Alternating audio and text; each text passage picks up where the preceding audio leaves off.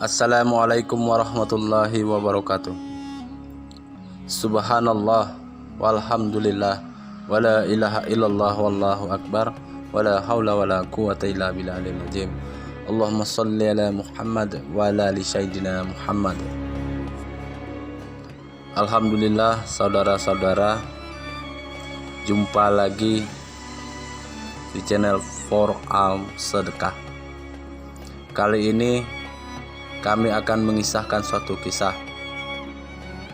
Mungkin kisah ini belum pernah saudara-saudara dengar, atau sebagian sudah pernah mendengarnya.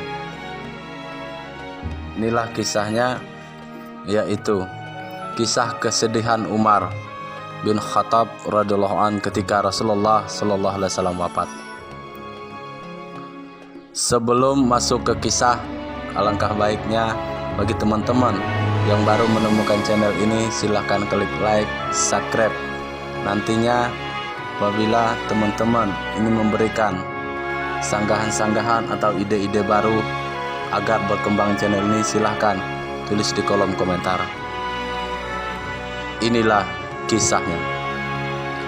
Kesedihan Umar bin Khattab radhiyallahu an ketika Rasulullah sallallahu alaihi wasallam wafat. Umar bin Khattab radhiyallahu an, sahabat Rasulullah sallallahu alaihi wasallam yang memiliki semangat keberanian, keperkasaan dan kehebatan yang tinggi. Bahkan hingga kini tetap, walau setelah 15 abad berlalu, keperkasaannya masih tetap terkenal. Setelah memeluk Islam, dia sudah tidak sabar lagi untuk segera mengumumkan keislamannya kepada halayak ramai. Walaupun Umar radhiyallahu an mempunyai keberanian yang tinggi, namun ia tidak dapat menahan kesedihannya ketika Rasulullah sallallahu alaihi wasallam wafat. Dengan rasa sedih dan gemetar, dia berdiri dan mengacungkan pedangnya sambil berteriak, "Barang siapa mengatakan Rasulullah telah wafat, aku akan penggal lehernya." Rasulullah SAW hanya pergi menjumpai Tuhannya, seperti Nabi Musa alaihissalam pergi ke Gunung Tursina untuk menemui Tuhannya. Sebentar lagi beliau akan kembali. Barang siapa menyebarkan berita bohong ini, maka akan kupotong tangan dan kakinya.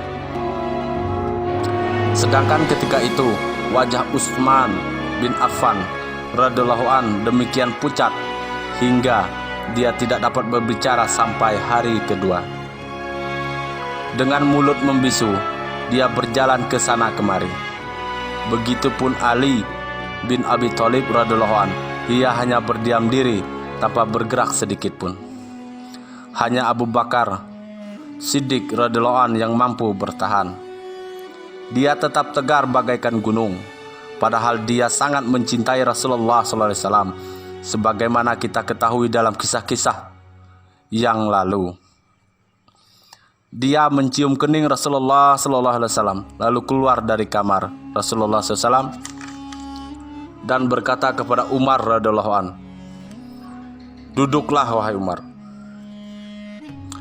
Kemudian Abu Bakar radhiyallahu an berkhutbah, "Barang siapa yang menyembah Muhammad sallallahu alaihi wasallam, maka ketahuilah beliau sudah meninggal, dan barang siapa yang menyembah Allah subhanahu wa ta'ala, maka sesungguhnya dia itu hidup kekal abadi."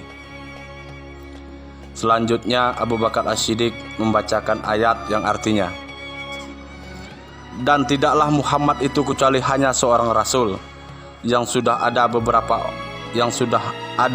beberapa orang rasul sebelumnya. Apakah jika dia mati atau dibunuh, kamu akan kembali menjadi kafir?